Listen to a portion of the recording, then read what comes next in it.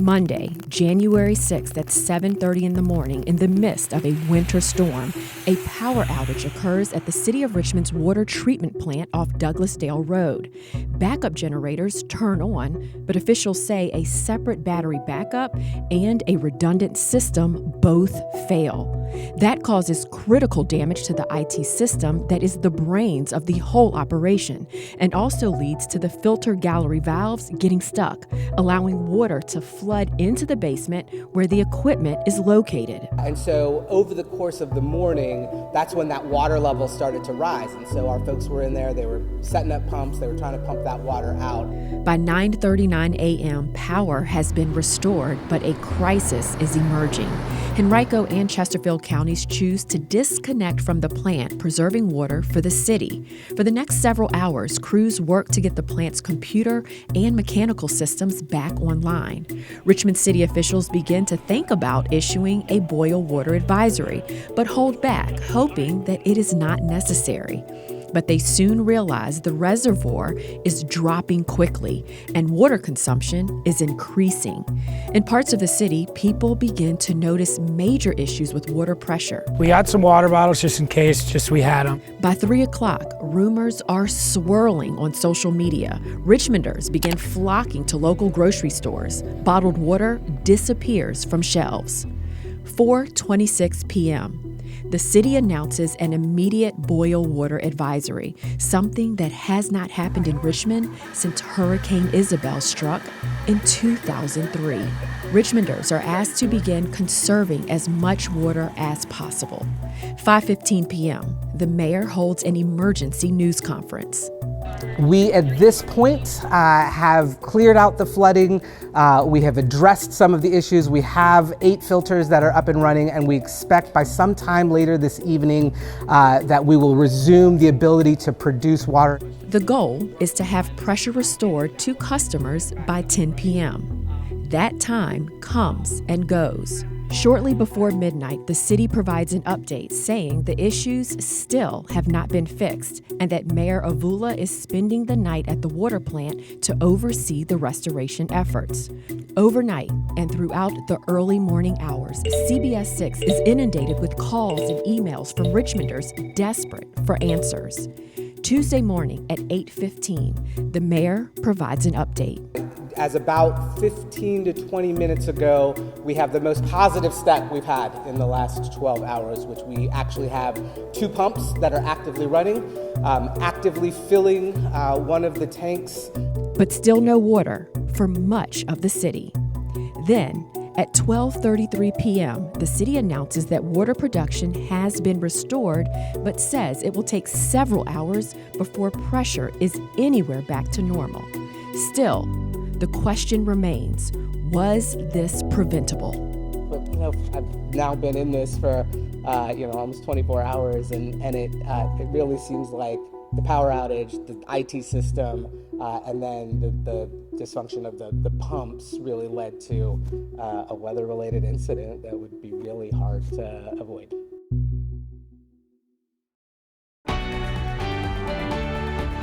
CBS 6 News at 6 starts now. It's very serious. No, I didn't think we would get to this point. I'm here to get some water. In the cold now. Let me see, what's the temperature? 30 degrees. You get some water. It's horrible. I used to get up in the morning, take a shower, couldn't do that. I got a little bottle of water just to sprinkle on me to clean myself up. I need drinkable water, water to bathe, water to cook. You don't realize how much you use water until you think about it. Probably the most important thing that you need on a daily basis other than like shelter. How long is it going to take?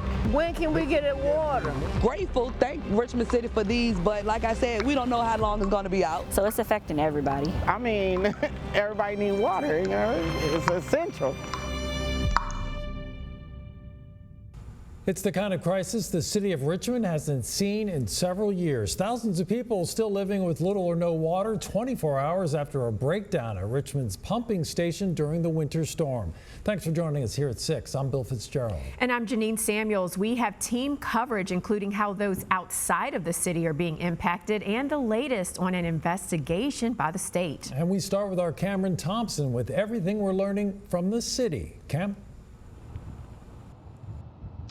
Yeah, and Bill, Janine, big thing right now is that we still don't know when service will be restored to the neighborhoods all around Richmond. But what we do know is that as of noon today, the city says that water production at its treatment plant was restored and they were starting to refill the system. But they said it could be several hours until they had built up enough water pressure to be able to push that out into the neighborhoods and into people's taps.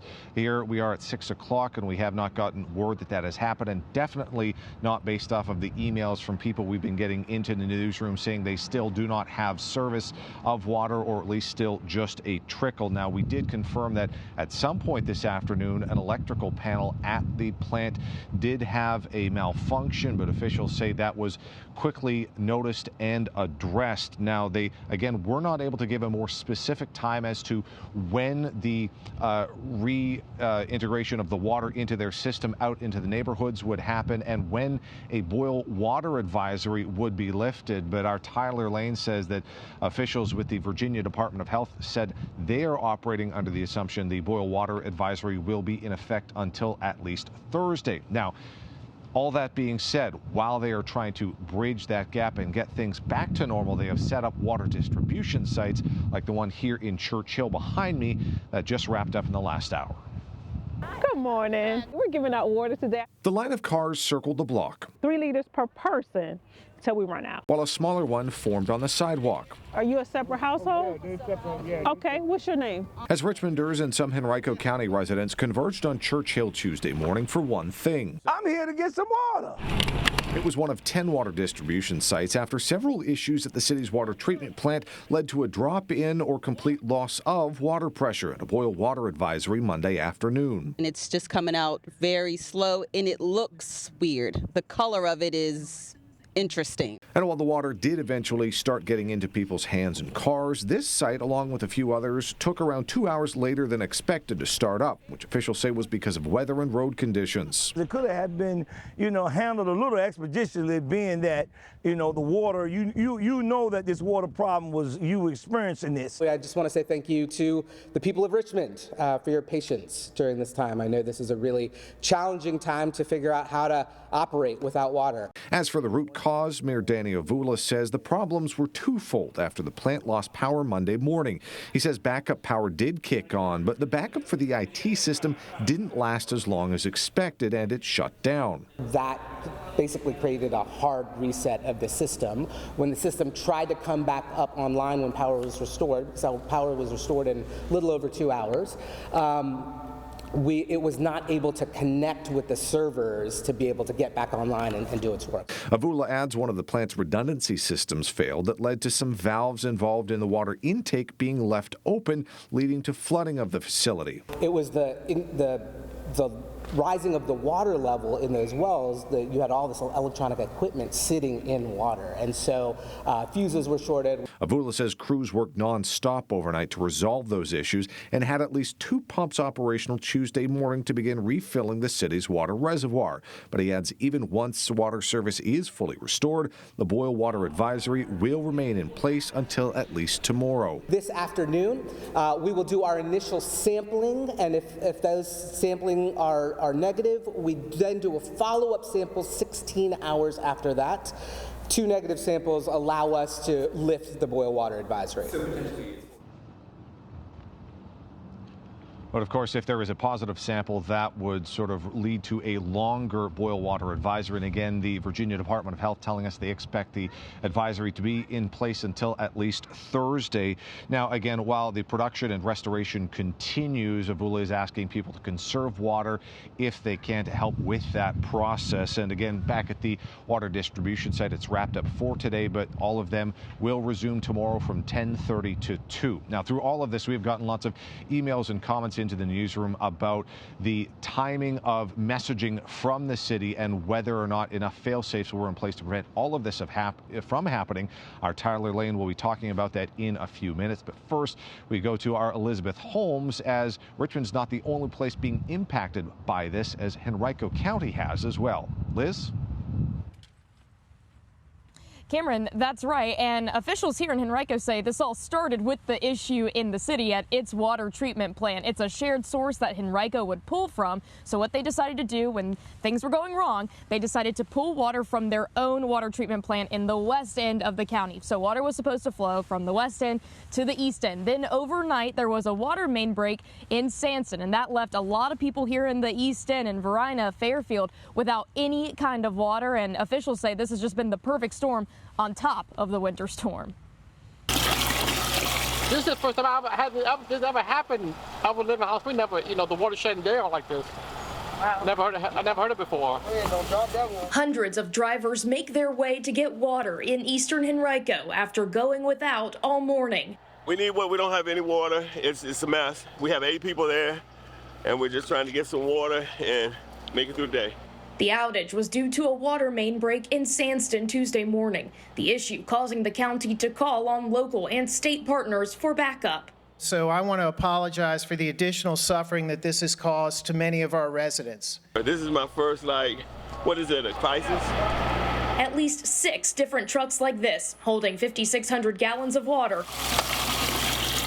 will be on tap to serve hundreds of residents living east of I-95. The county's Department of Public Utilities expects improvements as the day goes on. So we're just trying to, stay patient, and everybody's going through it right now. For now, neighbors help carry the load, just thankful to see clean water. We don't know when it's coming on, but hey, we're here.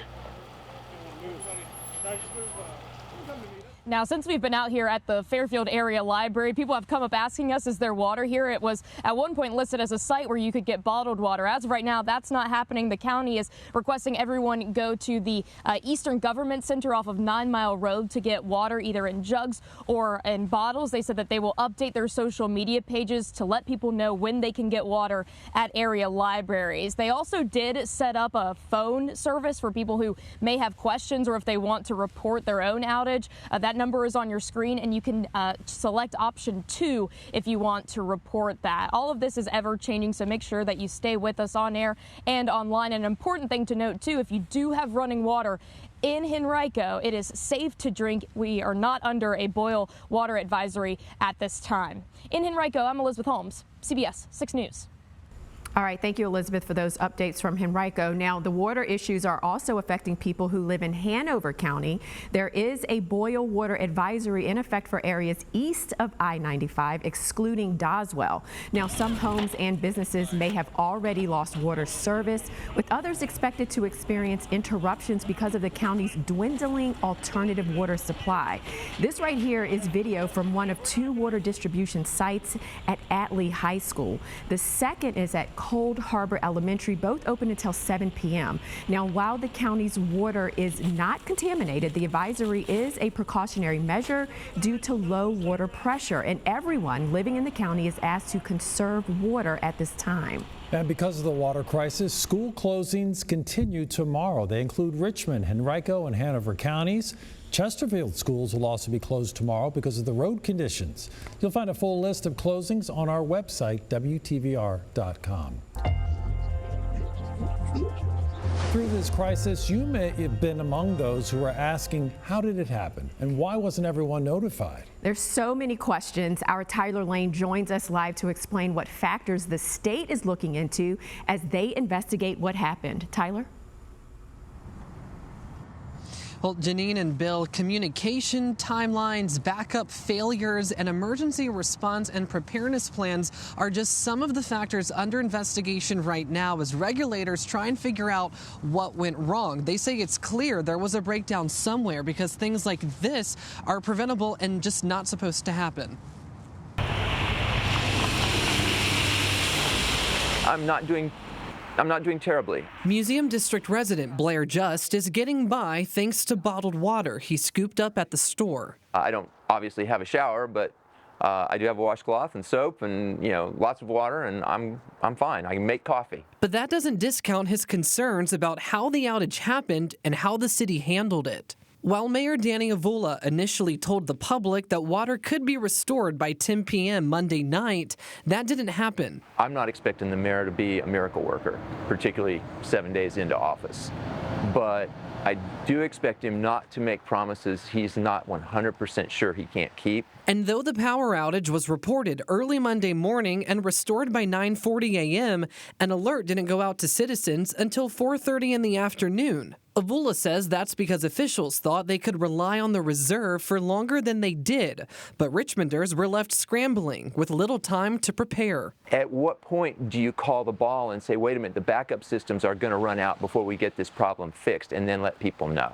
When the power went out and there was a loss of pressure, there needs to be notice to the customers and to us, and it needs to be prompt and accurate. Dwayne Roadcap leads the Virginia Department of Health's Drinking Water Office, which regulates Richmond's plant. He says the communication will be a part of the agency's investigation, as well as why the city's mitigation measures failed. One of the things that we're looking into is why the fail-safe systems and the redundant systems didn't work, because you shouldn't have this kind of problem. Simply put, regulations of those backup systems are critical to preventing boil advisories and outages. Is it safe to assume that there clearly was something that went wrong that needs to be addressed here? Yeah, I mean, I can cite some regulations where we've got, non-compliance with the regulations. That's part of the reason why we're out there. It's part of the reason we've got a boil water advisory. It's part of the reason why there's no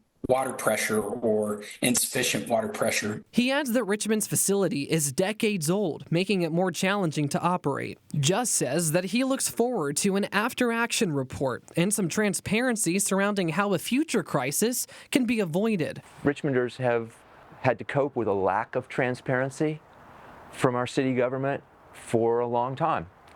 And I think there's a huge chance for Danny Avula to step up here and provide that transparency. And now we're already going through some past state inspection reports to try and figure out what issues did the city already know about and what was or was not addressed. And as far as any enforcement options for potential violations in this incident, the state says that could range from requiring potential corrective action plans or even monetary penalties. So, of course, we'll see how that ends up developing. Here at the Health Department, I'm Tyler Lane for CBS 6 News.